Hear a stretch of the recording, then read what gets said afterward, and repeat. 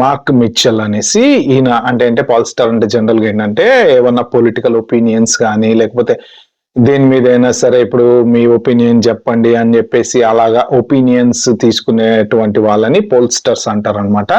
General గా conducting a polls for a poll అంటే election polls కాదు, మామూలుగా ఏదైనా ఇప్పుడు జనరల్ ఒక టాపిక్ మీద.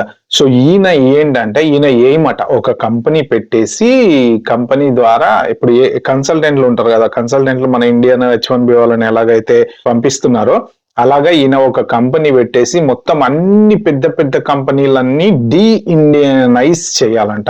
ఇండియనైజ్ అంటే ఏంటంటే ఇక ఇండియన్స్ అనే వాళ్ళు ఎక్కడ ఉండకూడదు, మొత్తం అమెరికన్సే ఉండాలన్నమాట. అది ఈయన లైఫ్ టైం ఎయిమ్ అంట. ఎందుకంటే ఈయనకు కూడా ఎక్కడ చూసినా కూడా ఇంకా ఇండియన్స్ అయిపోయారు, ప్రతి కంపెనీస్ అన్ని ఇండియన్స్ అయిపోయారు. కాబట్టి నా లైఫ్ టైం ఎయిమ్ నేను కావాలంటే ఈ కంపెనీస్కి హెల్ప్ చేస్తా, ఒక కన్సల్టెన్సీ పెడతా, అందరిని నేను మొత్తం లోకల్ యునైటెడ్ స్టేట్స్ వాళ్ళందరినీ నేను వీళ్ళకి సప్లై చేస్తా.